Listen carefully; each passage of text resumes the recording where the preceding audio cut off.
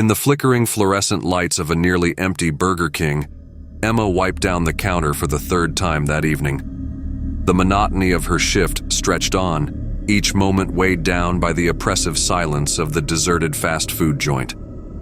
The only sound was the faint hum of the drive-through intercom crackling intermittently.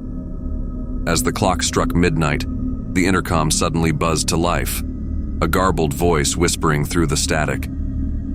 Emma hesitated, her hand hovering over the button. "Welcome to Burger King, how can I help you?" she asked, her voice quivering slightly. The response was a chilling laugh, followed by a distorted whisper. "Your help is needed. Outside." Emma's heart pounded in her chest, but she forced herself to step out into the cool night air. The parking lot was eerily empty, save for a single car with its headlights turned off. She approached cautiously, her footsteps echoing in the silence. A figure emerged from the shadows, moving with an unnerving grace. Before Emma could react, a cloth was pressed to her face, and the world faded into darkness. Emma awoke in a cold, dimly lit room. The air was damp and thick with the scent of mold and decay. She tried to move, but her wrists were bound to the arms of a wooden chair, the rough rope biting into her skin.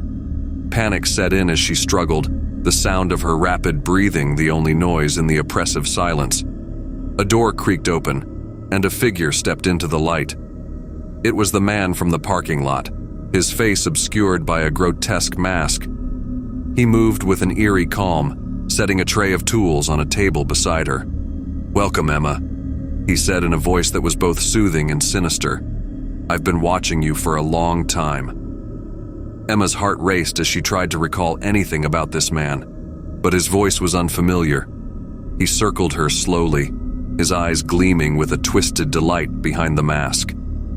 "You see, Emma," he continued, "I've always admired your dedication, but now I need you to help me with something special." Hours blended into an unending nightmare as Emma was subjected to his torturous whims. Her screams echoed off the walls, unheard by anyone in the desolate location.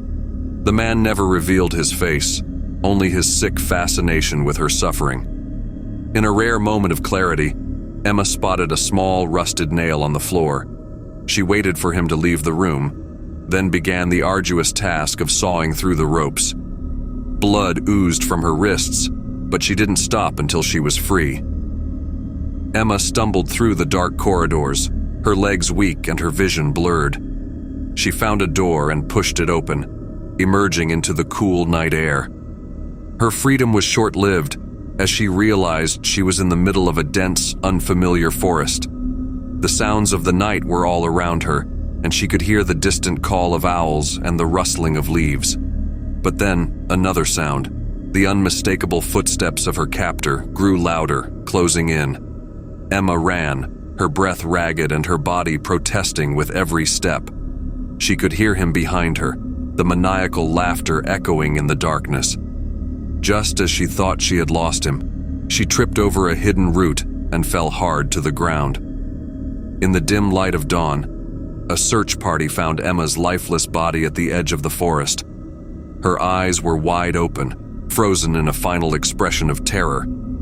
The mask of her captor was placed neatly beside her, a macabre reminder of the horror she had endured.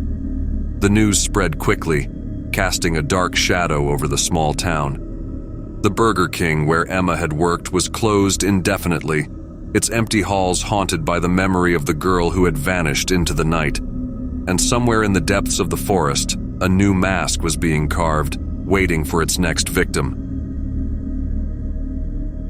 In the small, sleepy town of Harrow's End, the McBurger on Elm Street was a local landmark.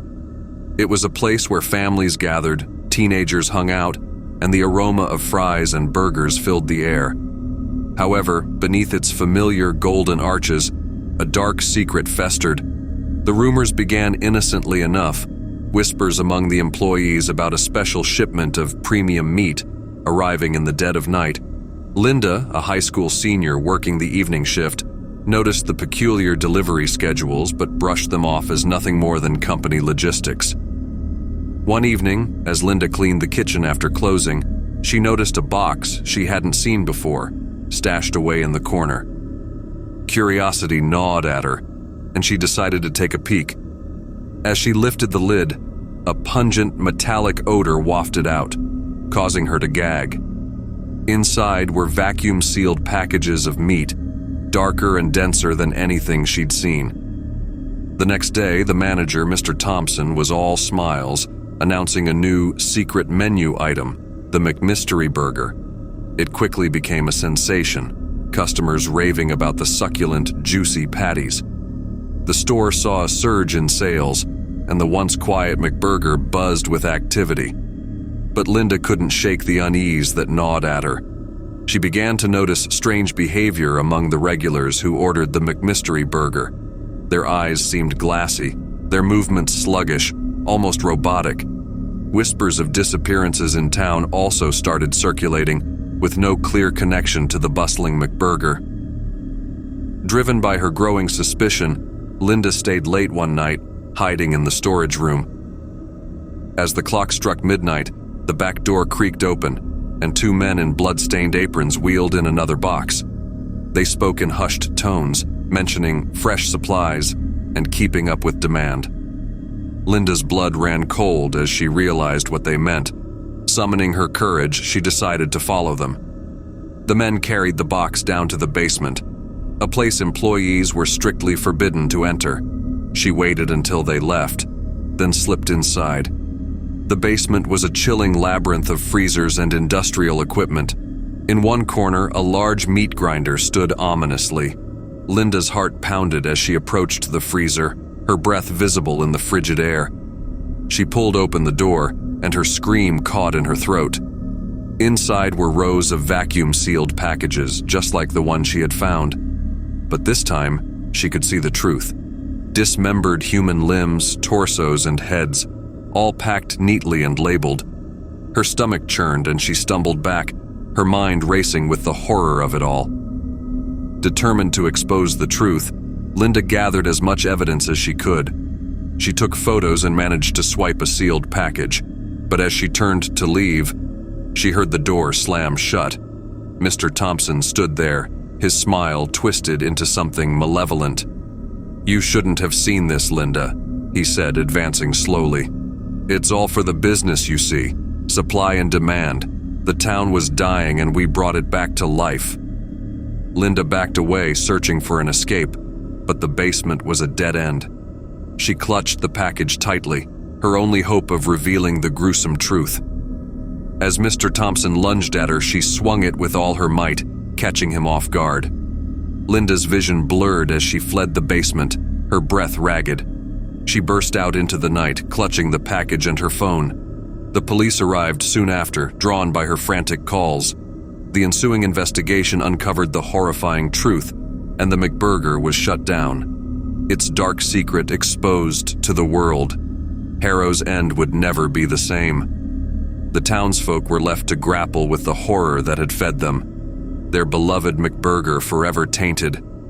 And as for Linda, she could never shake the nightmare of what she had discovered, the taste of fear lingering long after the final fry had been served.